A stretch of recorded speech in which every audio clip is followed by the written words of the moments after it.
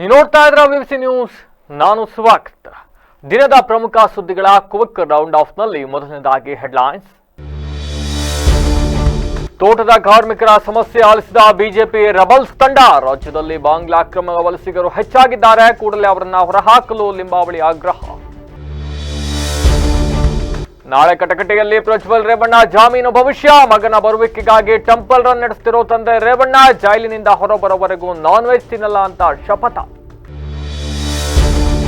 ಮೂಳೆ ಕ್ಯಾನ್ಸರ್ಗೆ ತುತ್ತಾಗಿದ್ದ ಮುಖ್ಯ ಪೇದೆ ನಿನ್ನೆ ಆಸ್ಪತ್ರೆಯಿಂದ ನಾಪತ್ತೆ. ರಾತ್ರಿ ವೇಳೆ ಗೆಂಡಕಟ್ಟೆ ಫಾರೆಸ್ಟ್ನಲ್ಲಿ ಶವವಾಗಿ ಪತ್ತೆ. ಮನೆ ಬೀಗ ಹಾಕಿ ಶೂ ಒಳಗಡೆ ಕೀ ಇಡ್ತಾ ಇದ್ರೆ ಹುಷಾರ್. ಶಿಸ್ತಾಗಿ ಬೀಗ ತೆಗೆದು ಚಿನ್ನಾಭರಣ ದೋಚಿ ಪರಾರಿಯಾದ ಕಳ್ಳರು. ಹಾಸನದ ಚನ್ನಪಟ್ಟಣ ಹೌಸಿಂಗ್ ಬೋರ್ಡ್ನಲ್ಲಿ ಘಟನೆ. 10,000 ಸಸಿ ನೆಡುವ ಕಾರ್ಯಕ್ರಮ ವಿತರಣೆ ಕಾರ್ಯಕ್ರಮಕ್ಕೆ ಶನಿವಾರ ಚಾಲನೆ. ಟೈಮ್ಸ್ ಗಂಗಾಧರ್ ಹೇಳಿಕೆ. ಹಸಿಶುಂಠಿಗೆ ಅಂಗಮಾರಿ ವೈರಸ್, ಬೆಳೆನಾಶಕ್ಕೆ ಸೂಕ್ತ ಪರಿಹಾರಕ್ಕೆ ಆಗ್ರಹ, ಬೆಳೆಗಾರರಿಂದ ಪ್ರತಿಭಟನೆ.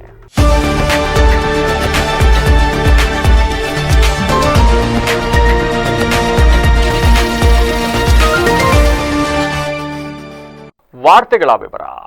ಬಿಜೆಪಿಯ ಬಂಡಾಯ ಬಣದಲ್ಲಿ ಗುರುತಿಸಿಕೊಂಡಿರ್ತಕ್ಕಂಥ ತಂಡ ಇಂದು ಆಲೂರು ತಾಲೂಕಿಗೆ ಆಗಮಿಸಿತ್ತು. ಮಲೆನಾಡು ಭಾಗದಲ್ಲಿ ಅಕ್ರಮ ಬಾಂಗ್ಲಾ ನುಸುಳುಕೋರರ ಬಗ್ಗೆ ಮಾಹಿತಿ ಸಂಗ್ರಹಿಸಿ ಕೇಂದ್ರ ಸರ್ಕಾರಕ್ಕೆ ವರದಿ ಸಲ್ಲಿಸಲು ಈ ತಂಡ ಆಗಮಿಸಿತ್ತು. ಆಲೂರು ತಾಲೂಕಿನ ವಾಟೇಪುರ ಗ್ರಾಮಕ್ಕೆ ಆಗಮಿಸಿದ ತಂಡದಲ್ಲಿ ಶಾಸಕ ಬಿಪಿ ಹರೀಶ್, ಮಾಜಿ ಸಚಿವರಾದ ಅರವಿಂದ್ ಲಿಂಬಾವಳಿ, ಕುಮಾರ್ ಬಂಗಾರಪ್ಪ, ಅರಸಕೆರೆ ಜೆಡಿಎಸ್ ಮುಖಂಡ ಎನ್ಆರ್ ಸಂತೋಷ್ ಮೊದಲಾದವರು ಹಾಜರಿದ್ದರು.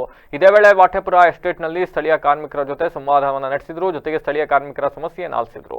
ಈ ವೇಳೆ ದೇಶದ ವಿವಿಧೆಡೆಗಳಿಂದ ಆಗಮಿಸಿರ್ತಕ್ಕಂಥ ಹೊರ ರಾಜ್ಯಗಳ ಕಾರ್ಮಿಕರಿಂದ ನಮಗೆ ಕೆಲಸವಿಲ್ಲದಂತಾಗಿದೆ ಅಂತ ಸ್ಥಳೀಯ ಕಾರ್ಮಿಕರು ಅಳಲನ್ನ ತೋಡಿಕೊಂಡ್ರು. ನಂತರ ಕೆಂಚಮ್ಮನ ಹೊಸಕೋಟೆ, ಸಕಲೇಶಪುರ ತಾಲೂಕಿನ ಕುಂಬರಹಳ್ಳಿ ಗ್ರಾಮಕ್ಕೂ ಕೂಡ ತಂಡ ಭೇಟಿಯನ್ನು ನೀಡಿತ್ತು. ಈ ವೇಳೆಯೂ ಕೂಡ ತಂಡದ ಎದುರು ಸಮಸ್ಯೆಯನ್ನ ಹೇಳಿಕೊಂಡ ಸ್ಥಳೀಯ ಕಾರ್ಮಿಕರು ಅಸ್ಸಾಂನಿಂದ ಭಾರಿ ಸಂಖ್ಯೆಯಲ್ಲಿ ಕಾರ್ಮಿಕರು ಈ ಭಾಗಕ್ಕೆ ಆಗಮಿಸ್ತಾ ಇದ್ದಾರೆ. ಅವರಿಂದಾಗಿ ನಮಗೆ ಕೂಲಿ ಇಲ್ದಂತಾಗಿದೆ. ದೊಡ್ಡ ದೊಡ್ಡ ಎಸ್ಟೇಟ್ನವರು ನಮಗೆ ಕೆಲಸ ಕೊಡ್ತಾ ಇಲ್ಲ, ಕೂಲಿ ಕೆಲಸವಿಲ್ಲದೆ ಬದುಕು ಕಷ್ಟ ಆಗಿದೆ, ಯಾರು ನಮ್ಮ ಕಷ್ಟ ಕೇಳ್ತಾ ಇಲ್ಲ ಅಂತ ತಮ್ಮ ಅಳಲನ್ನ ತೋಡಿಕೊಂಡ್ರು. ಇದೇ ವೇಳೆ ನಿಮಗೆ ಸಿದ್ದರಾಮಯ್ಯ ಅವರ ಸರ್ಕಾರ ನೀಡ್ತಾರೆ 2,000 ಹಣ ಬರ್ತಾ ಇದೆಯಾ ಅಂತ ಕುಮಾರ್ ಬಂಗಾರಪ್ಪ ಕೇಳಿದ್ರಂತೆ. ಇದಕ್ಕೆ ಕೆಲವರು ಬರ್ತಿಲ್ಲ ಅಂದ್ರೆ ಇನ್ನು ಕೆಲವರು ಬರ್ತಾ ಇದೆ ಅಂತ ಹೇಳಿದ್ರಂತೆ.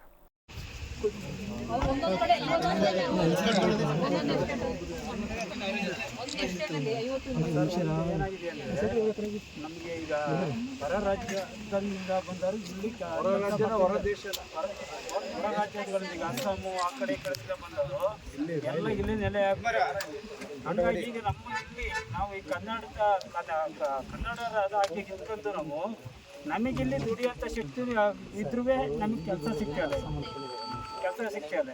ಎಷ್ಟು ಜನ ನಿರುದ್ಯೋಗಿಗಳಾಗಿದ್ದಾರೆ? ತುಂಬ ಜನ ಇದ್ದಾರೆ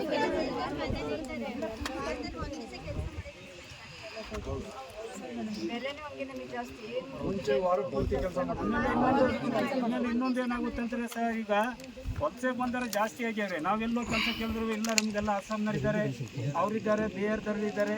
ಇದನ್ನೇ ಹೇಳೋದು ಹೊರತು ನಮ್ಮ ಈ ಕನ್ನಡಿಗರಿಗೆ ಎಲ್ಲೂ ಕೆಲಸ ಸಿಗ್ತಿಲ್ಲ. ಇಲ್ಲಿ ಅಕ್ರಮ ಬಾಂಗ್ಲಾ ವಿದೇಶಿಗರ ವಿರುದ್ಧ ರಾಜ್ಯಾದ್ಯಂತ ಅಭಿಯಾನವನ್ನು ನಡೆಸಲಾಗ್ತಾ ಇದೆ. ಇದಕ್ಕೂ ಮುನ್ನ ಮಾದೇವಪುರದಲ್ಲಿ ಸಮಾವೇಶ ಸಹ ಮಾಡಿಕೊಂಡಿದ್ದೇವೆ.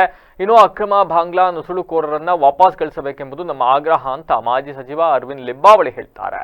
ಆಲೂರಿನ ತಾಲೂಕಿನ ವಾಟೇಪುರದಲ್ಲಿ ಸುದ್ದಿಗೋಷ್ಠಿಯಲ್ಲಿ ಮಾತನಾಡಿರೋರು 3 ತಿಂಗಳ ಹಿಂದೆ ವಾರ್ ರೂಮ್ ಆರಂಭಿಸಿದ್ದೇವೆ. ಇಲ್ಲಿವರೆಗೆ ಸುಮಾರು 3,500 ದೂರುಗಳು ಬಂದಿದ್ದಾವೆ ಅಂತ ಹೇಳಿದ ಅವರು, ಕರ್ನಾಟಕದಾದ್ಯಂತ ಅಕ್ರಮ ಬಾಂಗ್ಲಾದೇಶದವರಿದ್ದಾರೆ. ಬೆಂಗಳೂರು, ಚಿಕ್ಕಮಗಳೂರು, ಕೊಡಗು, ಹಾಸನ, ಬಿಜಾಪುರ ಜಿಲ್ಲೆಗಳಲ್ಲಿ ಹೆಚ್ಚು ಜನರಿದ್ದಾರೆ ಅಂತ ದೂರು ಬಂದಿದೆ. ಕುಮಾರ್ ಬಂಗಾರಪ್ಪ ಅವರು ಅಧಿಕಾರಿಗಳೊಟ್ಟಿಗೆ ಚರ್ಚೆಯನ್ನು ಕೂಡ ಮಾಡಿದ್ದಾರೆ. ಹೊರಗಿನಿಂದ ಬಂದವರಿಂದಾಗಿ ಕೆಲ ಅಕ್ರಮಗಳು ಕೂಡ ನಡೀತಾ ಇದ್ದಾವೆ. ಇಲ್ಲಿ ಕೆಲಸ ಮಾಡುವವರು ಕನ್ನಡಿಗರಿಗೆ ತೊಂದರೆ ಆಗ್ತಾ ಇದೆ. ಇನ್ನು ಕಾಫಿ ಎಸ್ಟೇಟ್ ಬೇರೆ ಬೇರೆ ಕಡೆ ಅಕ್ರಮವಾಗಿ ಬಾಂಗ್ಲಾದೇಶದಿಂದ ಬಂದು ಸೇರ್ಕೊಂಡಿದ್ದಾರೆ. ಅವರ ಆಧಾರ್ ಕಾರ್ಡ್ ಚೆಕ್ ಮಾಡಿದ್ರೆ ವೆಸ್ಟ್ ಬೆಂಗಾಲ್, ಬೇರೆ ಬೇರೆ ರಾಜ್ಯದ ನಕಲು ಆಧಾರ್ ಕಾರ್ಡ್ ಮಾಡಿಕೊಂಡಿದ್ದಾರೆ. ಅಸ್ಸಾಂ, ಉತ್ತರ ಭಾರತ, ದೆಹಲಿ, ನಂತರ ಈಗ ಕರ್ನಾಟಕದಲ್ಲಿ ನಕಲಿ ಆಧಾರ್ ಕಾರ್ಡ್ಗಳು ಸೃಷ್ಟಿ ಆಗ್ತಾ ಇದೆ ಅಂತ ದೂರಿದ್ರು. ಈ ವೇಳೆ ಕುಮಾರ್ ಬಂಗಾರಪ್ಪ, ಶಾಸಕ ಹರೀಶ್ ಇನ್ನಿತರರು ಹಾಜರಿದ್ದರು. ಅದೇ ಸಮಸ್ಯೆ ಇಲ್ಲಿ ನಮ್ಮ ರಾಜ್ಯದಲ್ಲಿರೋದು. ಡಾಕ್ಯುಮೆಂಟನ್ನು ಕ್ರಿಯೇಟ್ ಮಾಡೋರು ಇದ್ದಾರೆ. ಎಷ್ಟರ ಮಟ್ಟಿಗೆ ಅಂದರೆ ಮಕ್ಕಳನ್ನ ಸರ್ಕಾರಿ ಶಾಲೆಗೆ ಸೇರಿಸ್ಬಿಡ್ತಾರೆ. ಅವ್ರ ಕಡೆ ಏನು ಡಾಕ್ಯುಮೆಂಟ್ ಇಲ್ಲ ಫ್ಯಾಮ್ಲಿದು. ಇಲ್ಲಿ ಓದ್ತಾ ಇದ್ದಾರೆ ನನ್ನ ಮಗ ಅಂತ ಅದ್ರ ಮೇಲೆ ಆಮೇಲೆ 6 ತಿಂಗಳು ಬಿಟ್ಟು ಶಾಲೆ ಬಿಡಿಸ್ಬಿಡೋದು, TC ತೊಗೊಳ್ಳೋದು, ಒಂದು ಡಾಕ್ಯುಮೆಂಟ್ ಕ್ರಿಯೇಟ್ ಆಯಿತು. ಹಾಗೆ ನೀವು ಹೇಳಿದಂಗೆ ಫೇಕ್ ID ಕಾರ್ಡ್ಗಳನ್ನು ಮಾಡೋದು, ಫೇಕ್ ಆಧಾರ್ ಕಾರ್ಡ್ಗಳನ್ನು ಮಾಡೋದು. ನಾನು ಯಾರು ಬೆಂಗಳೂರಿನಲ್ಲಿ ಲ್ಯಾಂಡ್ ಓನರ್ಸ್ ಇದ್ದಾರೆ ಅವ್ರಿಗೆ ವಿನಂತಿಯನ್ನು ಮಾಡಿಕೊಂಡಿದ್ದೆ. ಇಲ್ಲಿ ಎಸ್ಟೇಟ್ನವ್ರಿಗೂ ನಾನು ಅದೇ ವಿನಂತಿಯನ್ನು ಮಾಡ್ಕೋತೀನಿ, ದಯವಿಟ್ಟು ನೀವು 10 ರೂಪಾಯಿ ಜಾಸ್ತಿ ಕೊಟ್ಟರು ಪರವಾಗಿಲ್ಲ, ನಮ್ಮವ್ರಿಗೆ ಕೆಲಸ ಕೊಡಿ. ನೀವು ಕೆಲಸ ಕೊಡ್ತೀರಿ, ಚೀಪ್ ಲೇಬರ್ ಅನ್ನೋ ಸಲುವಾಗಿ ನೀವು ಅವ್ರನ್ನ ತೊಗೊಳ್ತಾ ಇದ್ದೀರಿ. ಆ ಕಾರಣಕ್ಕೆ ಇದೊಂದು ದೇಶಕ್ಕೆ ಥ್ರೆಟ್ ಇದು, ಮತ್ತು ಇದು ದೇಶದ್ರೋಹದ ಕೆಲಸ ಆಗತ್ತೆ. ಶ್ರೀಯುತ ಅರವಿಂದ್ ಜಿ ಅವರು ಸಾಕಷ್ಟು ವಿಚಾರಗಳನ್ನು ವಲಸಿಗರು ಅಕ್ರಮವಾಗಿ ಬಂದಿರತಕ್ಕಂಥ ಬುಕ್ಲೆಟ್ಸ್ ಕೊಡಪ್ಪ ಕಾರಲ್ಲಿದೆ, ಇರಿ ಒಂದೇ ನಿಮಿಷ ಇರಿ ಮಾಡಿದ್ದಾರೆ. ಅದ್ರ ಜೊತೆಗೆ ಸ್ಥಳೀಯವಾಗಿರ್ತಕ್ಕಂಥ ಕೆಲವು ವಿಚಾರಗಳನ್ನು, ಮನೆ ವಿಚಾರ, ಅವರಿಗೆ ದಾಖಲಾತಿಗಳ ವಿಚಾರದಲ್ಲಿ ಸಮಸ್ಯೆ ಇದೆ, ಆಮೇಲೆ ಗ್ರೆನೇಡ್ ಬ್ಲಾಸ್ಟಿಂಗ್ ಬಗ್ಗೆನೂ ಸಮಸ್ಯೆ ಇದೆ, ಆನೆ ತುಳಿತಕ್ಕೆ ಒಳಗಾಗಿರ್ತಕ್ಕಂಥ ಅಥವಾ ಆನೆಯಿಂದ ಬರ್ತಕ್ಕಂಥ ಸಮಸ್ಯೆಗಳಿದ್ದಾವೆ. ಅದನ್ನೆಲ್ಲದನ್ನೂ ನಮ್ಮ ಗಮನಕ್ಕೆ ತಂದಿದ್ದಾರೆ. ಅವ್ರು ಸಂಬಂಧಪಟ್ಟಿರ್ತಕ್ಕಂಥ ಇಲಾಖೆಗೆ ಮತ್ತು ಇದು ಸರ್ಕಾರಕ್ಕೆ ಗಮನಕ್ಕೆ ತರ್ತಕ್ಕಂಥ ಕೆಲಸವನ್ನು ಅದನ್ನು ಮಾಡ್ತೀವಿ. ಕೆಲವು ದಾಖಲಾತಿಗಳು ವಿಚಾರ ಇದ್ದಾವೆ, ಹಾಗಾಗಿ ಅವ್ರು ಸ್ಥಳೀಯವಾಗಿ ಕೆಲವು ಮುಖಂಡರಿಗೆ ಹೇಳಿದ್ದೀನಿ, ಆ ದಾಖಲಾತಿಗಳನ್ನೆಲ್ಲ ಒದಗಿಸ್ಕೊಡಿ ಅಂತೇಳಿ. ಕೆಲವು ಕ್ರೈಮ್ ವಿಚಾರದಲ್ಲೂ ಕೂಡ ಕೆಲವೊಂದು 2 ಮಾತುಗಳನ್ನು ಆಡಿದ್ದಾರೆ. ಅದನ್ನು ಕೂಡ ನಾನು ದಾಖಲಾತು FIR ಆಗಿದೆಯಾ ಏನು ಅಂತ ತಿಳ್ಕೊಂಬಿಟ್ಟು ನಾನು ಅದರ 4-5 ವಿಚಾರ ಇದ್ದಾವೆ. ಬಟ್ ಮೇಯ್ನಾಗಿ ಅವರು ಅರವಿಂದ್ ಜಿ ಅವರು ನಾವು ಬಂದಿರೋ ಉದ್ದೇಶ ಇದಿದೆ, ಯಾಕಂದರೆ ಇದನ್ನು ಬಿಟ್ಬಿಟ್ಟು ಮತ್ತೊಂದು ಕಡೆಗೆ ಇದು ಮಾಡಬಾರ್ದು ಆಗಿದೆ. ಇನ್ನು ಉಳಿದಿರ್ತಕ್ಕಂಥದ್ದು ಸ್ಥಳೀಯವಾಗಿ ನಮ್ಮ ಕರ್ನಾಟಕಕ್ಕೆ ಅಥವಾ ನಮ್ಮ ಗ್ರಾಮ ಪಂಚಾಯತಿಗೆ ಸಂಬಂಧಪಟ್ಟಿರ್ತಕ್ಕಂಥ ವಿಚಾರಗಳು. ಇದು ಒಂದು ಸ್ವಲ್ಪ ರಾಷ್ಟ್ರೀಯ ಭದ್ರತೆ ವಿಚಾರವಾಗಿ ಮತ್ತು ನಮ್ಮ ಜನಗಳ ರಕ್ಷಣೆಯ ವಿಚಾರವಾಗಿ ಭಾಳಷ್ಟು ವಿಚಾರಗಳನ್ನೇ ಅವರು ಹೇಳಿದ್ದಾರೆ. ಒಂದೇನಂದರೆ ಲೈಂಗಿಕ ದೌರ್ಜನ್ಯ ಕೇಸ್ನಲ್ಲಿ ಪ್ರಜ್ವಲ್ ರೇವಣ್ಣ ಜೈಲು ವಾಸವನ್ನು ಅನುಭವಿಸ್ತಾ ಇದ್ದಾರೆ. ತಂದೆ HD ರೇವಣ್ಣ ತಮ್ಮ ಪುತ್ರನಿಗಾಗಿ ಶಪಥವೊಂದನ್ನು ಮಾಡಿದ್ದಾರಂತೆ. ತಮಗಿಷ್ಟವಾದ ಖಾದ್ಯವನ್ನು ಬಿಟ್ಟು ಮಗನ ಬರುವಿಕೆಗಾಗಿ ಕಾಯ್ತಾ ಇದ್ದಾರೆ ಅಂತಕ್ಕಂಥ ಮಾಹಿತಿ ಲಭ್ಯವಾಗಿದೆ. HD ರೇವಣ್ಣ ಅವರು ಅಪಾರ ದೈವ ಭಕ್ತರು, ಎಲ್ರಿಗೂ ಕೊಟ್ಟಿರ್ತಕ್ಕಂಥ ವಿಚಾರವೇ ಇದು. ಇನ್ನು ಪ್ರತಿ ವಿಚಾರದಲ್ಲೂ ಕೂಡ ಗಳಿಗೆ ಮತ್ತೊಂದು ನೋಡಿ ಹೆಜ್ಜೆಯನ್ನು ಇಡ್ತಕ್ಕಂಥ ವ್ಯಕ್ತಿ. ಆದರೆ ಪುತ್ರನಿಗೆ ಬಂದಿರೋ ಸಂಕಷ್ಟ ರೇವಣ್ಣವರನ್ನ ಅಕ್ಷರಶಃ ಕುಗ್ಗಿಸಿ ಬಿಟ್ಟಿದೆ. ಇದರಿಂದ ಲೈಂಗಿಕ ದೌರ್ಜನ್ಯ ಆರೋಪ ಹೊತ್ತು ಪರಪ್ಪನ ಅಗ್ರಹಾರ ವಾಸಿಯಾಗಿರೋ ಪುತ್ರನಿಗಾಗಿ ಮಾಜಿ ಸಚಿವರು ಹರಕೆಯೊಂದನ್ನು ಹೊತ್ತಿದ್ದಾರಂತೆ. ಪ್ರಜ್ವಲ್ ರೇವಣ್ಣ ಬಿಡುಗಡೆಗಾಗಿ ದೇವರ ಬಳಿ ವಿಶಿಷ್ಟ ಸಂಕಲ್ಪವನ್ನ ಮಾಡಿದ್ದಾರಂತೆ. ಒಂದು ಕೇಸ್ನಲ್ಲಿ ಜಾಮೀನು ಸಿಕ್ಕರೆ ಮತ್ತೊಂದು ಕೇಸಲ್ಲಿ ಸಂಕಷ್ಟ ತಲೆದೋರ್ತಲೇ ಇದೆ. ಹೀಗಾಗಿ ಮಾಜಿ ಸಚಿವ HD ರೇವಣ್ಣ ಪುತ್ರನಿಗಾಗಿ ದೇವರ ಹರಕೆಯನ್ನು ಹೊತ್ತಿದ್ದಾರೆ. ತಮ್ಮ ಇಷ್ಟದ ಖಾದ್ಯವನ್ನ ಪುತ್ರನಿಗಾಗಿ ತ್ಯಾಗ ಮಾಡಿದ್ದಾರೆ. ಪುತ್ರನ ಬಿಡುಗಡೆಗಾಗಿ HD ರೇವಣ್ಣ ದೇವರ ಮುಂದೆ ಸಂಕಲ್ಪವೊಂದನ್ನು ಮಾಡಿದ್ದು, ಪ್ರಜ್ವಲ್ ಬಿಡುಗಡೆ ಆಗುವವರೆಗೂ ನಾನ್ ವೆಜ್ ತಿನ್ನೋದಿಲ್ಲ ಅಂತ ಹರಕೆಯನ್ನು ಹೊತ್ತಿದ್ದಾರಂತೆ. ಕಳೆದ 2 ವರ್ಷದಿಂದ ಮಾಂಸಾಹಾರ ತ್ಯಜಿಸಿರೋ ಮಾಜಿ ಸಚಿವ HD ರೇವಣ್ಣ ಅವರು ಮಾಧ್ಯಮಗಳಿಗೆ ಈ ಮಾಹಿತಿಯನ್ನು ನೀಡಿದ್ದಾರೆ. ಮನೆ ಕೆಲಸದ ಆಕೆಯನ್ನ ಲೈಂಗಿಕ ದೌರ್ಜನ್ಯ ಮಾಡಿದ್ದಾರೆ ಅಂತಕ್ಕಂಥ ಆರೋಪದಲ್ಲಿ ಪ್ರಜ್ವಲ್ ರೇವಣ್ಣ ಸದ್ಯ ಜೈಲಲ್ಲಿದ್ದಾರೆ. ಜೈಲಲ್ಲಿ ಜಾಮೀನು ಕೋರಿ ಹೈಕೋರ್ಟ್ಗೆ ಮೊರೆ ಹೋಗಿದ್ರು. ಹೈಕೋರ್ಟ್ ಜನಪ್ರತಿನಿಧಿಗಳ ವಿಶೇಷ ನ್ಯಾಯಾಲಯಕ್ಕೆ ಅರ್ಜಿ ಸಲ್ಲಿಸಕ್ಕೆ ಹೇಳಿತ್ತು. ಅಂತೆಯೇ ನಿನ್ನೆ ಅರ್ಜಿಯನ್ನು ಸಲ್ಲಿಸಿದ್ದಾರೆ. ಅರ್ಜಿ ಸಲ್ಲಿಸಿದ ಸಂದರ್ಭದಲ್ಲಿ ಒಂದಿಷ್ಟು ಡಾಕ್ಯುಮೆಂಟ್ಗಳನ್ನು, ಸಿಗ್ನಿಫೈಡ್ ಡಾಕ್ಯುಮೆಂಟ್ಗಳಿಲ್ಲ ಅಂತ ಹೇಳಿ ಅವನ್ನು ಕೊಡಬೇಕು ಅಂತ ನ್ಯಾಯಾಲಯ ಹೇಳಿ 18ನೇ ತಾರೀಕಿಗೆ ಮುಂದೂಡಿದೆ. ಹಾಗಾಗಿ ನಾಳೆ ವಿಚಾರಣೆ ನಡೆಯಲಿದೆ. ಮೂಳೆ ಕ್ಯಾನ್ಸರ್ ರೋಗದಿಂದ ಬಳಲ್ತಾ ಇದ್ದ ಪೊಲೀಸ್ ಪೇದೆಯೊಬ್ಬರು ಮಾನಸಿಕವಾಗಿ ನೊಂದು ನೇಣು ಬಿಗಿದುಕೊಂಡು ಆತ್ಮಹತ್ಯೆ ಮಾಡಿಕೊಂಡಿರತಕ್ಕಂಥ ಘಟನೆ ಹಾಸನ ನಗರದ ಹೊರವಲಯದ ಗೆಂಡೆಕಟ್ಟೆ ವನ್ಯಧಾಮದ ಬಳಿ ನಡೆದಿದೆ. 38 ವರ್ಷದ ನಟೇಶ್ ಆತ್ಮಹತ್ಯೆಗೆ ಶರಣಾದ ಪೊಲೀಸ್ ಕಾನ್ಸ್ಟೇಬಲ್. ಮೂಲತಃ ಅರಕಲಗೂಡು ತಾಲೂಕಿನ ಚಿಕ್ಕಬೊಮ್ಮನಹಳ್ಳಿ ಗ್ರಾಮದ ನಟೇಶ್ 2008ನೇ ಸಾಲಿನಲ್ಲಿ ನಾಗರಿಕ ಪೊಲೀಸ್ ಪೇದೆಯಾಗಿ ಆಯ್ಕೆಯಾಗಿ ಪೊಲೀಸ್ ಕರ್ತವ್ಯವನ್ನು ಆರಂಭಿಸಿದರು. ಸದ್ಯ ಅರಕಲಗೂಡು ಪೊಲೀಸ್ ಠಾಣೆಯಲ್ಲಿ ಕರ್ತವ್ಯ ನಿರ್ವಹಿಸ್ತಾ ಇದ್ದ ನಟೇಶ್ ಕಳೆದ 3 ತಿಂಗಳಿಂದ ಮೂಳೆ ಕ್ಯಾನ್ಸರ್ ಕಾಯಿಲೆಯಿಂದ ಬಳಲ್ತಾ ಇದ್ದಾರೆ ಎಂಬ ಆತಂಕಕಾರಿ ಸಂಗತಿ ಬಯಲಾಗಿತ್ತು. ಇದಾದ ಬಳಿಕ ಬೆಂಗಳೂರಿನ ಖಾಸಗಿ ಆಸ್ಪತ್ರೆಯಲ್ಲಿ ಚಿಕಿತ್ಸೆಯನ್ನು ಪಡಿತಾ ಇದ್ರು. ಅಲ್ಲಿಂದ ಬಂದು ಕಳೆದೊಂದು ವಾರದಿಂದ ಹಾಸನದ ಖಾಸಗಿ ಆಸ್ಪತ್ರೆಯಲ್ಲಿ ಚಿಕಿತ್ಸೆಗೆ ದಾಖಲಾಗಿದ್ದರು. ಆದರೆ ಬುಧವಾರ ಸಂಜೆಯಿಂದ ಆಸ್ಪತ್ರೆಯಿಂದ ನಟೇಶ್ ದಿಢೀರ್ ಕಾಣೆಯಾಗಿದ್ರು. ಆದರೆ ಬೆಳಗ್ಗೆ ಅಷ್ಟರಲ್ಲಾಗಲೇ ಗೆಂಡೆಕಟ್ಟೆ ಅರಣ್ಯಧಾಮದ ಬಳಿ ಆತ್ಮಹತ್ಯೆಗೆ ಶರಣಾಗಿರೋದು ಬಯಲಾಗಿದೆ. ವಿಪರ್ಯಾಸ ಅಂದರೆ ಕಳೆದ 1 ತಿಂಗಳ ಹಿಂದಷ್ಟೇ ಮುಖ್ಯ ಪೇದೆಗಾಗಿ ನಟೇಶ್ ಅವರಿಗೆ ಮುಂಬಡ್ತಿ ಸಹ ಸಿಕ್ಕಿ ಹೊಳೆನರಸೀಪುರ ಪೊಲೀಸ್ ಠಾಣೆಗೆ ವರ್ಗಾವಣೆ ಕೂಡ ಆಗಿದ್ರು. ಆದರೆ ಗುಣವಾಗದ ಕ್ಯಾನ್ಸರ್ ಕಾಯಿಲೆಯಿಂದ ಅವನೊಂದು ಕಡೆಗೆ ಜೀವವನ್ನು ಕಳೆದುಕೊಂಡಿದ್ದಾರೆ. ಸ್ಥಳಕ್ಕೆ ಬಡಾವಣಾ ಪೊಲೀಸರು ಭೇಟಿ ನೀಡಿ ಪರಿಶೀಲನೆ ನಡೆಸಿದ್ದಾರೆ. ಮನೆಯ ಬಾಗಿಲ ಡೋರ್ ಲಾಕ್ ತೆಗೆದು ಚಿನ್ನಾಭರಣ ಕಳವು ಮಾಡಿರ್ತಕ್ಕಂಥ ಘಟನೆ ಹಾಸನ ನಗರದ ಚನ್ನಪಟ್ಟಣ ಹೌಸಿಂಗ್ ಬೋರ್ಡ್ನಲ್ಲಿ ನಡೆದಿದೆ. ಮನೆಯ ಮೊದಲನೇ ಅಂತಸ್ತಿನಲ್ಲಿ ವಿಜಯ್ ಕುಮಾರ್ ಎಂಬುವರು ಕಳೆದ 2 ವರ್ಷಗಳಿಂದ ಬಾಡಿಗೆಗೆ ಇದ್ದರು. ಪ್ರತಿನಿತ್ಯದಂತೆ ಕಳೆದ 2 ತಿಂಗಳ ಹಿಂದೆ ಮನೆಯ ಬಾಗಿಲಿಗೆ ಡೋರ್ ಲಾಕ್ ಮಾಡಿಕೊಂಡು ಬೀಗದ ಕೀಯನ್ನು ಮನೆಯ ಚಪ್ಪಲಿ ಸ್ಟ್ಯಾಂಡ್ ಕೆಳಗಡೆ ಶೂ ಒಳಗಡೆ ಇಟ್ಟು ಗೊತ್ತಾಗದಂತೆ ಹೋಗಿದ್ರಂತೆ. ನೌಕರಿಂದ ವಾಪಸ್ ಮನೆಗೆ ಬಂದು ಕೀ ನೋಡಿದಾಗ ಕೀ ಯಾರು ತೆಗೆದುಕೊಂಡಿದ್ರಂತೆ. ಯಾರನ್ನ ಕೇಳಿದ್ರು ಕೂಡ ಕೀ ನೀಡಿರಲಿಲ್ಲ. ಮತ್ತೊಂದು ಕಡೆ ಇನ್ನೊಂದು ಕೀ ಇತ್ತಂತೆ. ಹಾಗಾಗಿ ಆ ಕೀಯನ್ನೇ ಬಳಕೆ ಮಾಡ್ತಾ ಇದ್ರು. ಆದರೆ ಇದೀಗ ಮೊನ್ನೆ 16ನೇ ತಾರೀಕು ಬೆಳಗ್ಗೆ ಎಂದಿನಂತೆ ಮನೆಗೆ ಬೀಗ ಹಾಕೊಂಡು ಕರ್ತವ್ಯಕ್ಕೆ ಹೋಗಿದ್ದಾರೆ. ಮಧ್ಯಾಹ್ನ ಊಟಕ್ಕೆ ಬಂದಿಲ್ಲ. ಸಂಜೆ ಕರ್ತವ್ಯ ಮುಗಿಸಿ 5:40 ಸುಮಾರಿಗೆ ಮನೆಗೆ ಬಂದು ಒಳ ಹೋಗಿ ನೋಡಿದಾಗ ವಾರ್ಡ್ರೋಬ್ ತೆರೆದಿತ್ತು. ಅನುಮಾನ ಬಂದು ನೋಡಿದ್ರೆ ಅದರಲ್ಲಿ ಇಟ್ಟಿದ್ದ 14 ಗ್ರಾಂ ಚಿನ್ನದ ತೂಕದ ನಕ್ಲೆಸು, 15 ಗ್ರಾಂ ತೂಕದ ಚಿನ್ನದ ಮತ್ತೊಂದು ನೆಕ್ಲೆಸ್ಸು, 14 ಗ್ರಾಂ ತೂಕದ ಜುಮ್ಕಿ, 26,000 ನಗದು ಹಣ ಕಾಣಿಸ್ತಾ ಇರಲಿಲ್ವಂತೆ. ಬಹುಶಃ ಕಳೆದು ಹೋಗಿದ್ದ ಕೀ ಬಳಸಿಕೊಂಡೇ ಕಳ್ಳರು ಮನೆಯ ಒಳ ಹೋಗಿ ಮೇಲ್ಕಂಡ ಚಿನ್ನಾಭರಣಗಳನ್ನೆಲ್ಲ ಕಳವು ಮಾಡಿರಬಹುದು ಅಂತ ಹೇಳಲಾಗ್ತಾ ಇದೆ. ಇನ್ನು ಡೋರ್ ಹಾಕಿಕೊಂಡು ಡೋರ್ ಲಾಕ್ ಬಂದು ನೋಡಿದಾಗ ಹೆಂಗೆ ಲಾಕ್ ಮಾಡಿದ್ರು ಹಾಗೆ ಇತ್ತು, ಆದರೆ ಚಿನ್ನಾಭರಣಗಳು ಇರಲಿಲ್ಲ. ಡೋರ್ ಲಾಕ್ನ ಮತ್ತೆ ಮಾಡ್ಕೊಂಡು ಹೋಗಿದ್ರು, ಹೀಗಾಗಿ ಅದೇ ಕೀಯಿಂದ ಮಾಡಿರಬಹುದು ಅಂತ ಶಂಕೆ ವ್ಯಕ್ತವಾಗಿದೆ. ಇನ್ನು ಕಳವಾಗಿರುವ ಚಿನ್ನಾಭರಣಗಳ ಅಂದಾಜು ಮೌಲ್ಯವನ್ನು ನೋಡಿದ್ರೆ 3.44 ಲಕ್ಷ ರು ಆಗಿದ್ದು, ನಗರ ಠಾಣಾ ಪೊಲೀಸರು ಪ್ರಕರಣವನ್ನು ದಾಖಲಿಸಿಕೊಂಡು ತನಿಖೆಯನ್ನು ನಡೆಸ್ತಾ ಇದ್ದಾರೆ.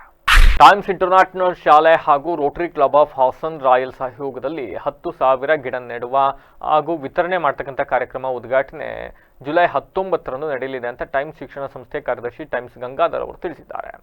ಸುದ್ದಿಗೋಷ್ಠಿಯಲ್ಲಿ ಮಾತನಾಡಿರೋ ಅವರು ಅವತ್ತು ಬೆಳಗ್ಗೆ 9:30ಕ್ಕೆ ವಿಜಯನಗರದ ಟೈಮ್ಸ್ ಶಾಲಾ ಆವರಣದಲ್ಲಿ ಕಾರ್ಯಕ್ರಮ ನಡೆಯಲಿದೆ. ಮುಖ್ಯ ಅತಿಥಿಗಳಾಗಿ ರೋಟರಿ ಜಿಲ್ಲಾ governor Palaksha, assistant governor Manjunath, zonal lieutenant ವಲಯದ ರೋಟರಿಯನ್ ಮಮತಾ ಪಾಟೀಲ್ ಮುಂತಾದವರು ಭಾಗವಹಿಸಲಿದ್ದಾರೆ ಅಂತ ಹೇಳಿದ್ದಾರೆ. ಇನ್ನು ಹಸಿರು ಸಿರಿ ಸಸ್ಯೋತ್ಸವ ಕಾರ್ಯಕ್ರಮವನ್ನ ಕಳೆದ 2 ವರ್ಷಗಳಿಂದ ನಡೆಸಿಕೊಂಡು ಬರಲಾಗ್ತಾ ಇದೆ. ಪರಿಸರವನ್ನ ಬೆಳೆಸಬೇಕು, ಹಸಿರು ವೃದ್ಧಿಯಾಗಿ ಜಾಗೃತಿ ಮೂಡಿಸಬೇಕು ಅನ್ನೋದು ನಮ್ಮ ಕಾರ್ಯಕ್ರಮದ ಉದ್ದೇಶ ಅಂತ ಹೇಳಿದ್ದಾರೆ. ಸುದ್ದಿಗೋಷ್ಠಿಯಲ್ಲಿ ಟೈಮ್ಸ್ ಶಿಕ್ಷಣ ಸಂಸ್ಥೆಯ ಸುಧೀರ್, ರೋಟರಿ ರಾಯಲ್ಸ್ ಕಾರ್ಯದರ್ಶಿ ರವಿಕುಮಾರ್, ಖಜಾಂಚಿ ದಿಲೀಪ್ ಇನ್ನಿತರರು ಹಾಜರಿದ್ದರು. ನ ಒಂದು ಸಹಯೋಗದೊಂದಿಗೆ ಈ ಒಂದು ಕಾರ್ಯಕ್ರಮನ ಈ ವರ್ಷ ಹಮ್ಮಿಕೋಬೇಕು ಅಂತ ಹೇಳಿ ಇದೇ ಶನಿವಾರ ಬೆಳಗ್ಗೆ 10:30ಕ್ಕೆ ಟೈಮ್ ಸ್ಕೂಲ್ನ ಆವರಣದಲ್ಲಿ, ಟೈಮ್ಸ್ ಇಂಟರ್ನ್ಯಾಷನಲ್ ಸ್ಕೂಲ್ ವಿಜಯನಗರ ಆವರಣದಲ್ಲಿ 10,000 ಗಿಡಗಳ ನೆಡುವ ಒಂದು ಕಾರ್ಯಕ್ರಮದ ಇನಾಗರಲ್ ಪ್ರೋಗ್ರಾಮ್ಸ್ ಇರುತ್ತೆ. ನಮ್ಮಲ್ಲಿ 1,500 ಮಕ್ಕಳಿದ್ದಾರೆ, ಅವ್ರಿಗೆ 2 ಗಿಡ ಅಂದರೆ 3,000 ಗಿಡನ ಅವತ್ತು ಡಿಸ್ಟ್ರಿಬ್ಯೂಟ್ ಮಾಡಬೇಕು ಅನ್ನೋ ಒಂದು ಪ್ಲ್ಯಾನ್ನ ಮಾಡ್ಕೊಂಡಿದ್ವಿ. ಆಲ್ರೆಡಿ ಪ್ಲ್ಯಾನಲ್ಲಿ ಎಕ್ಸಿಕ್ಯೂಷನ್ ಲೆವೆಲಲ್ಲಿ ಬಂದಿದೆ. ಇದಕ್ಕೆ ನಿಮ್ಮೆಲ್ಲರ ಸಹಕಾರ ಇರಬೇಕು. ಹಾಗೆ ಇದಕ್ಕೊಂದು ಪ್ರಚಾರ ಕೂಡ ಬೇಕು. ಏನಂದರೆ ಪ್ರತಿಯೊಬ್ಬರದು ನಮ್ಮದೊಂದು ರೆಸ್ಪಾನ್ಸಿಬಲ್ ಆಗಿದೆ ಇದು. ನಾವೊಬ್ಬರು ಸೋಷಿಯಲ್ ಕನ್ಸರ್ನ್ ಆಗಿ ಸಣ್ಣ ಮಕ್ಕಳಿಂದನೇ ನೇಚರ್ ಬಗ್ಗೆ ನಾವೊಂದು ಅವೇರ್ನೆಸ್ನ ಕ್ರಿಯೇಟ್ ಮಾಡಿದ್ರೆ ನಾಳಿನ ದಿನಗಳಲ್ಲಿ ಮಕ್ಕಳಿಗೆ ಇದ್ರ ಜೊತೆ ಹೊಂದ್ಕೊಳ್ಳೋಕ್ಕೆ ಸುಲಭ ಆಗುತ್ತೆ, ಅಥವಾ ನೇಚರ್ ಬಗ್ಗೆ ಒಂದು ಅರಿವು ಮೂಡುತ್ತೆ ಅನ್ನೋ ಒಂದು ಕಾರ್ಯಕ್ರಮದಲ್ಲಿ ಇದೊಂದು ಅತ್ಯಂತ ಯಶಸ್ವಿಯಾದ ಕಾರ್ಯಕ್ರಮ. ಇದೊಂದು ಮತ್ತೊಂದು ಪ್ರಶ್ನೆ ನೀವೇ ಕೇಳ್ತೀರಾ, ಸರ್ ಗಿಡ ನೆಡ್ಬೋದು, ಇದು ಮರ ಆಗುತ್ತಾ ಅಂತ. ಹಸಿಶುಂಠಿ ಬೆಳೆಯಲ್ಲಿ ಅಂಗಮಾರಿ ರೋಗ ಮತ್ತು ವೈರಸ್ ಹಾವಳಿಯಿಂದ ಉಂಟಾಗಿರುವ ಬೆಳೆನಾಶಕ್ಕೆ ತುರ್ತು ಪರಿಹಾರ ನೀಡಬೇಕು ಹಾಗೂ ತಾಂತ್ರಿಕ ಸಹಾಯದ ಜೊತೆಗೆ ನಕಲಿ ಕೃಷಿ ಉತ್ಪನ್ನಗಳ ವಿರುದ್ಧ ಕ್ರಮಕ್ಕೆ ಆಗ್ರಹಿಸಿ ಕರ್ನಾಟಕ ರಾಜ್ಯ ಹಸಿಶುಂಠಿ ವರ್ತಕರು ಮತ್ತು ಬೆಳೆಗಾರರ ಸಂಘದವರು ನಗರದಲ್ಲಿ ಪ್ರತಿಭಟನೆಯನ್ನು ನಡೆಸಿದ್ದಾರೆ. ಹೇಮಾವತಿ ಪ್ರತಿಮೆ ಬಳಿಯಿಂದ ಡಿಸಿ ಕಚೇರಿವರೆಗೆ ಮೆರವಣಿಗೆ ನಡೆಸಿ ಸರ್ಕಾರ, ಜಿಲ್ಲಾಡಳಿತ ನಮ್ಮ ನೆರವಿಗೆ ಬರಬೇಕು ಅಂತ ಮನವಿಯನ್ನು ಮಾಡಿದ್ದಾರೆ. ಜಿಲ್ಲಾದ್ಯಂತ ಹಸಿಶುಂಠಿ ಬೆಳೆ ಅಂಗಮಾರಿ ಮತ್ತು ವೈರಸ್ನಿಂದ ಬಹುತೇಕ ಒಣಗಿ ಹೋಗ್ತಾ ಇದೆ. ಈ ರೋಗವು ಅತಿ ವೇಗವಾಗಿ ಹರಡ್ತಾ ಇದ್ದು ಯಾವುದೇ ಔಷಧಿಗಳಿಂದ ನಿಯಂತ್ರಣಕ್ಕೆ ಬರ್ತಾ ಇಲ್ಲ. ಇದರಿಂದ ರೈತರು ತಮ್ಮ ಸಂಪೂರ್ಣ ಹೂಡಿಕೆಯನ್ನು ಕಳೆದುಕೊಂಡು ಆರ್ಥಿಕ ಸಂಕಟಕ್ಕೆ ಸಿಲುಕಿದ್ದಾರೆ ಅಂತ ಅಳಲನ್ನು ತೋಡಿಕೊಂಡರು. ಜಿಲ್ಲೆಯ ವಿವಿಧೆಡೆ ಕೃಷಿ ಔಷಧ ಮತ್ತು ರಸಗೊಬ್ಬರ ಅಂಗಡಿಯವರು ನಕಲಿ ಅಥವಾ ಕಳಪೆ ಗುಣಮಟ್ಟದ ಉತ್ಪನ್ನಗಳನ್ನು ಅಧಿಕ ಬೆಲೆಗೆ ಮಾರಾಟ ಮಾಡ್ತಾ ಇದ್ದಾರೆ. ಇದರಿಂದ ರೋಗ ನಿಯಂತ್ರಣ ಸಾಧ್ಯವಾಗ್ತಾ ಇಲ್ಲ. ಆರ್ಥಿಕ ನಷ್ಟದಿಂದ ರೈತರು ಆತ್ಮಹತ್ಯೆ ದಾರಿ ಹಿಡಿಯುವಂತಾಗೋಗ್ಬಿಟ್ಟಿದೆ. ಬೆಳೆನಾಶದ ಪರಿಶೀಲನೆಗಾಗಿ ಜಿಲ್ಲಾ ಮಟ್ಟದ ತಜ್ಞರ ಸಮಿತಿಯನ್ನು ರಚಿಸಿ ನಷ್ಟದ ಅಂದಾಜು ನಡೆಸಿ ರೈತರಿಗೆ ತ್ವರಿತ ರೀತಿಯಲ್ಲಿ ಪರಿಹಾರವನ್ನು ಒದಗಿಸಬೇಕು ಅಂತ ಕೋರಿದ್ದಾರೆ. ಇವತ್ತು ರಾಜ್ಯ ಮಟ್ಟದಲ್ಲಿ ಹರಡಿದಂತಹ ನಮ್ಮ ಏನು ಕಾಯಿಲೆ ಇದೆ ಈ ನಮ್ಮ ಬೆಳೆ ಶುಂಠಿ ಬೆಳೆಗೆ, ಅದಕ್ಕೆ ಒಂದು ಮೌನವಾದ ಒಂದು ಪ್ರತಿಭಟನೆ ಮಾಡುತ್ತಾ ಜಿಲ್ಲಾಧಿಕಾರಿಗಳಿಗೆ ಒಂದು ಮನವಿ ಅರ್ಜಿಯನ್ನು ಕೊಡಲು ನಾವು ಇವತ್ತು ಎಲ್ಲರೂ ಸಿದ್ಧರಾಗಿದ್ದೇವೆ. ನಮ್ಮ ಬೇಡಿಕೆಗಳನ್ನು ಸಂಕ್ಷಿಪ್ತವಾಗಿ ಬರೆದು ಜಿಲ್ಲಾಧಿಕಾರಿಗಳಿಗೆ ಅರ್ಪಿಸಿ ಇವತ್ತು ನಾವು ವಾಪಸ್ ಹಿಂತಿರುಗಿ ಬರ್ತೀವಿ ಅಂತ ನಿಮ್ಮ ಹತ್ರ. ನಮ್ಮ ಬೇಡಿಕೆಗಳು ಏನಂತ ಹೇಳಿದರೆ, ಬೆಳೆ ನಾಶ ಪರಿಶೀಲನೆಗಾಗಿ ಜಿಲ್ಲಾ ಮಟ್ಟದ ತಜ್ಞರ ಸಮಿತಿಯನ್ನು ರಚಿಸಿ ನಷ್ಟದ ಅಂದಾಜು ನಡೆಸಿ ರೈತರಿಗೆ ತ್ವರಿತ ಆರ್ಥಿಕ ಪರಿಹಾರ ಘೋಷಿಸಬೇಕು. ಕೃಷಿ ವಿಶ್ವವಿದ್ಯಾಲಯದ ವಿಜ್ಞಾನಿಗಳು, ರೋಗ ತಜ್ಞರು ಮತ್ತು ಕೀಟ ನಿಯಂತ್ರಣ ತಜ್ಞರ ತಂಡವರು ರೈತರು ಬೆಳೆದಿರುವ ಬೆಳೆಯನ್ನು ಪರಿಶೀಲಿಸಿ ಉಳಿದ ಬೆಳೆಯನ್ನು ರಕ್ಷಿಸಲು ತಕ್ಷಣದ ಕ್ರಮ ಕೈಗೊಳ್ಳಬೇಕು. ನಕಲಿ ಮತ್ತು ಕಡಿಮೆ ಗುಣಮಟ್ಟದ ಔಷಧಿ ಹಾಗೂ ರಸಗೊಬ್ಬರ ಮಾರಾಟಗಾರರ ವಿರುದ್ಧ ಕಾನೂನು ಕ್ರಮ, ಲೈಸೆನ್ಸ್ ರದ್ದತಿ ಮತ್ತು ದಂಡ ವಿಧಿಸುವ ಕಟ್ಟುನಿಟ್ಟಿನ ವ್ಯವಸ್ಥೆ ಜಾರಿಗೆ ತರಬೇಕು. ಕೃಷಿ ಉತ್ಪನ್ನ ಅಂಗಡಿಗಳಿಗೆ ಸರ್ಕಾರಿ ಸೂಚನೆ ನೀಡಿ ರೈತರಿಗೆ ಪ್ರಮಾಣಿತ ಉತ್ಪನ್ನಗಳನ್ನು ಸಮಂಜಸ ದರದಲ್ಲಿ. ಈಗ ಮತ್ತೊಮ್ಮೆ ಹೆಡ್ಲೈನ್ಸ್. ತೋಟದ ಕಾರ್ಮಿಕರ ಸಮಸ್ಯೆ ಆಲಿಸಿದ ಬಿಜೆಪಿ ರೆಬಲ್ಸ್ ತಂಡ. ರಾಜ್ಯದಲ್ಲಿ ಬಾಂಗ್ಲಾ ಅಕ್ರಮ ವಲಸಿಗರು ಹೆಚ್ಚಾಗಿದ್ದಾರೆ, ಕೂಡಲೇ ಅವರನ್ನ ಹೊರಹಾಕಲು ಲಿಂಬಾವಳಿ ಆಗ್ರಹ. ನಾಳೆ ಕಟಕಟೆಯಲ್ಲಿ ಪ್ರಜ್ವಲ್ ರೇವಣ್ಣ ಜಾಮೀನು ಭವಿಷ್ಯ. ಮಗನ ಬರುವಿಕೆಗಾಗಿ ಟೆಂಪಲ್ ರನ್ ನಡೆಸುತ್ತಿರೋ ತಂದೆ ರೇವಣ್ಣ ಜೈಲಿನಿಂದ ಹೊರಬರೋವರೆಗೂ ನಾನ್ ವೆಜ್ ತಿನ್ನಲ್ಲ ಅಂತ ಶಪಥ.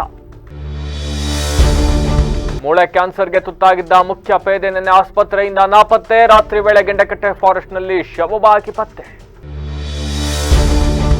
ಮನೆ ಬೀಗ ಹಾಕಿ ಶೂ ಒಳಗಡೆ ಕೀ ಇಡ್ತಾ ಇದ್ರೆ ಹುಷಾರ್. ಶಿಸ್ತಾಗಿ ಬೀಗ ತೆಗೆದು ಚಿನ್ನಾಭರಣ ದೋಚಿ ಪರಾರಿಯಾದ ಕಳ್ಳರು. ಹಾಸನದ ಚನ್ನಪಟ್ಟಣ ಹೌಸಿಂಗ್ ಬೋರ್ಡ್ನಲ್ಲಿ ಘಟನೆ. 10,000 ಸಸಿ ನೆಡುವ ಕಾರ್ಯಕ್ರಮ ವಿತರಣೆ ಕಾರ್ಯಕ್ರಮಕ್ಕೆ ಶನಿವಾರ ಚಾಲನೆ. ಟೈಮ್ಸ್ ಗಂಗಾಧರ್ ಹೇಳಿಕೆ. ಹಸಿಶುಂಠಿಗೆ ಅಂಗಮಾರಿ ವೈರಸ್, ಬೆಳೆನಾಶಕ್ಕೆ ಸೂಕ್ತ ಪರಿಹಾರಕ್ಕೆ ಆಗ್ರಹ, ಬೆಳೆಗಾರರಿಂದ ಪ್ರತಿಭಟನೆ. ಇದಾಗಿತ್ತು ಹೊತ್ತಿನ ವಿಶೇಷ. ನಿರಂತರ ಸುದ್ದಿಗಾಗಿ ನೋಡ್ತಾ ಇರಿ BBC ಟಿವಿ, ಸತ್ಯದ ಕಡೆ ನಮ್ಮ ನಾಡೆ.